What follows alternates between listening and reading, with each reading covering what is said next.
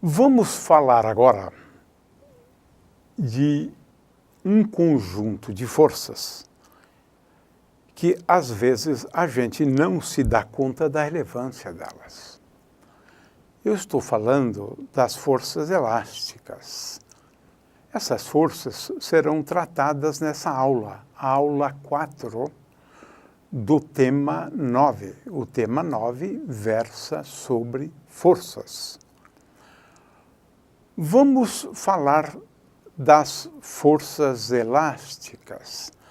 Elas estão muito presentes no cotidiano das pessoas e às vezes a gente nem sequer se dá conta disso. Quando você vai deitar, as molas do colchão exercem forças elásticas. Ora, para a gente entender as forças elásticas, eu prefiro começar aqui com essa figura, né? Com essa figura.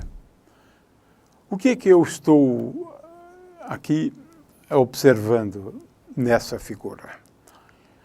É que tenho um indivíduo que está deformando uma mola.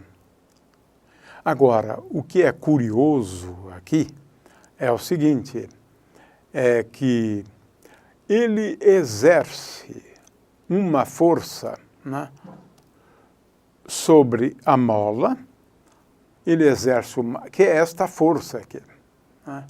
Ele exerce uma força sobre a mola, mas a mola exerce uma força sobre ele. Então, vamos destacar essa força, que são duas forças, né? É claro que aplicadas em objetos distintos, né? O homem exerce uma força sobre a mola e a mola exerce uma força sobre o homem. Aqui existem duas coisas curiosas, né, em relação a essas forças, né? Em primeiro lugar, vamos chamar a atenção aqui para uma distância que é importante. A mola, em algum momento, ela estivesse livre. Então, esse aqui é o ponto no qual a mola estava livre. Ela não estava elongada. Vamos chamar de ΔX essa distância do ponto no qual a mola está livre, a extremidade dela até este ponto aqui. Vamos chamar de ΔX, né? Poderia ser denominado a elongação, né? Muito bem. O fato é o seguinte, essa força exercida pela mola, ela tem duas características muito curiosas, né?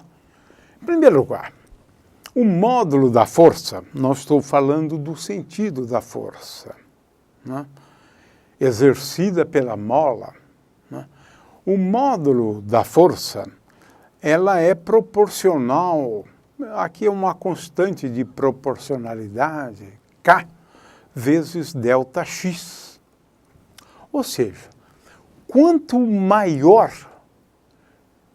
for o deslocamento dessa extremidade a partir do ponto de equilíbrio, maior será a força exercida pela mola. E tanto mais difícil será aumentar o comprimento da mola. Essa é a primeira. A segunda é igualmente curiosa, né? Digamos que você agora comprima a mola. Agora, a mola tem uma elongação que é também poderíamos chamá-la de ΔX, e a força é igual a K vezes ΔX. Mas agora temos uma coisa curiosíssima. Se eu comprimir a mola, o sentido da força será o sentido oposto à da força anterior. Agora, a mola há de como que empurrar o seu braço. Olha só que coisa curiosa. Quando o deslocamento é à direita da posição que chamamos de equilíbrio, a mola não distendida, ela procura puxar você.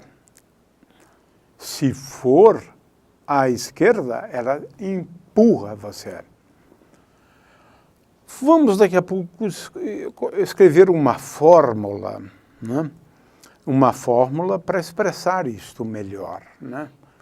Mas esse K aqui, né, é uma constante que caracteriza a mola que nós estamos considerando. É a constante elástica da mola, né? Molas que são fáceis de serem deformadas têm constante elástica pequena, né? Mas o que é curioso, que eu quero chamar a atenção, né? Em primeiro lugar, por que essas forças têm esse comportamento? Por conta das forças atômicas, né, e moleculares, né? Aqui nós estamos numa região curiosa. Por quê?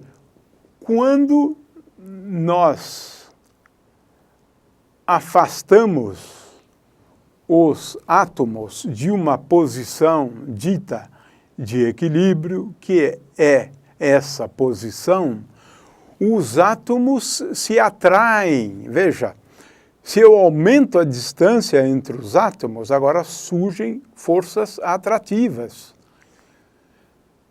Se por acaso nós diminuirmos a distância entre os átomos, né, essas forças agora são forças repulsivas. É assim. Átomos são como molinhas pequenas. Na realidade, as molas refletem o comportamento das forças atômicas e interatômicas. Se afastamos, os átomos se atraem. Se aproximamos os átomos, eles se repelem. Aproximamos e afastamos. As forças se comportam como as forças elásticas, né? Na realidade é o contrário. Né? Então, essas forças são entendidas por conta do comportamento das forças atômicas, né? Porque dependendo de se comprimimos os átomos, eles exercem forças para impedir a compressão. Se nós, por outro lado, afastamos a distância entre eles, eles exercem forças de atração. É isto. As forças elásticas ocorrem como uma consequência do mesmo tipo de comportamento, né, praticamente linear, né, como temos aqui nessa figura, né, um comportamento linear associado às forças entre átomos e entre moléculas, né? Muito bem. Agora, nós vamos dar um passo a mais, né, para formalizar, né, o que vamos dizer. Aqui eu tenho uma mola, e essa mola, ela tem esse comprimento. Na verdade, eu nem preciso chamar muita atenção para isso, né? Olha só, ela tem esse comprimento aqui, olha, esse comprimento L0. É a mola em repouso. Ninguém comprimiu a mola, ninguém procurou esticar a mola. Sim, ela está em repouso. Agora, nós vamos fazer o seguinte, né? Temos que ser bem formais, né? Em relação ao que segue, né? Nós fazemos da seguinte forma. Nós utilizamos aqui um eixo e damos o nome desse eixo de eixo X, né? Porque o movimento vai se dar ao longo do eixo X. A origem, né, desse referencial agora, nós vamos tomar esse ponto. Nós vamos tomar esse ponto. De forma que, se os deslocamentos estiverem à direita, x é positivo. Se os deslocamentos estiverem à esquerda, quando eu comprimo a mola, x é menor do que zero. Quem é x?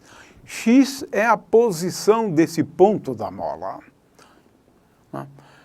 É basicamente módulo, é elongação da mola, né? Muito bem. Ora, todo material que você puder imaginar, né? Veja, isso acontece até mesmo com o ar, né? Um fluido. O fato é o seguinte, em função da elongação, a força, né, aplicada pelo material, quando você comprime o material, ou você procura alterar o comprimento do material, essa força, ela é uma força elástica sempre. Qualquer material. A gente nem percebe, né? Pensa que é só as molas. Não. Um sólido, um ferro, uma barra de ferro, né? Nós podemos golpeá-la e ela vai exercer uma força. Essa força é do tipo força elástica, né? De forma que os materiais, até um determinado limite, conhecido como limite elástico, a força exercida por eles é proporcional à elongação. Isso é uma coisa bastante geral, né? Agora, então, estamos prontos, né, para estudar, né, o comportamento da força elástica, né? Lembrando agora, né, novamente lembrando a questão do nosso eixo aqui. Agora o nosso eixo X, né? Aqui orientamos o eixo X, a coordenada X é a coordenada da extremidade da mola, mas a origem do referencial é nesse ponto aqui, o ponto de equilíbrio, quando a mola está em repouso, livre, não distendida. De forma que x, veja bem, x, né, é esta coordenada, como indica aqui. X é a coordenada desse ponto aqui, né? Ou da argola, como quiserem, né? X é esta coordenada aqui. De forma que x é igual à diferença, o que eu chamei antes de ΔL, é a diferença entre o comprimento da mola e a mola não distendida, que tem esse comprimento, L0, estou chamando aqui atenção também para esse L0, essa distância aqui, né? L é essa outra distância, né? E temos o ΔL, que é a diferença entre o comprimento atual e o comprimento quando ela estava livre. Muito bem. Agora vamos escrever uma expressão, né, para a força elástica. Está aqui. Eu vou reescrevê-lo. A força elástica tem esse comportamento. F é igual a menos K vezes X. Ora, o que significa isso? Se X estiver à direita, essa força, veja, X é positivo, se X é positivo, a força é negativa. Portanto, a força está para cá, né? Aí é que está. Se X for negativo, ou seja, se comprimirmos a mola, porque agora X é negativo, a força é positiva, é no sentido oposto ao caso anterior, né? Então, nós temos estas duas situações, né? A mola relaxada, a origem do nosso referencial, ela está nessa posição, né? Nessa posição da mola relaxada, né? Lembrando sempre que o eixo X está orientado para cá, para a direita, né? Eu quero chamar a atenção para isso. O nosso eixo X está orientado para a direita. A origem, né? A origem está nesse ponto da mola relaxada. Então, se eu exercer uma força, distendendo a mola, né, para a direita, aumentando o tamanho da mola, essa força, nós já, de acordo com a lei de Hooke, aquela expressão F igual a menos kx, é conhecida como a lei de Hooke. Neste caso, como F é igual a menos kx, F agora, vamos chamar atenção para isso, F é uma força para cá. Neste caso aqui, por outro lado, a força é para lá, onde a gente está sempre chamando atenção para o sentido da força,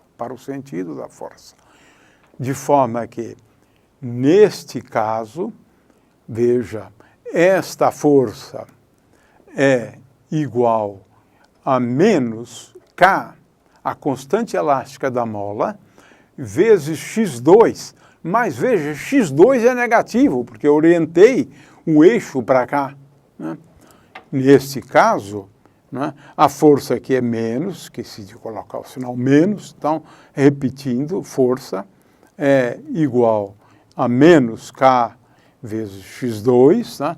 Eu prefiro, então, apagar, né, essa expressão aqui, né?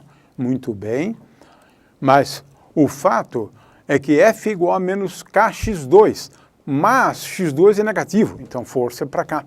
Neste caso, claro, a força é igual a menos K vezes x1, de acordo com a lei de Hooke, né?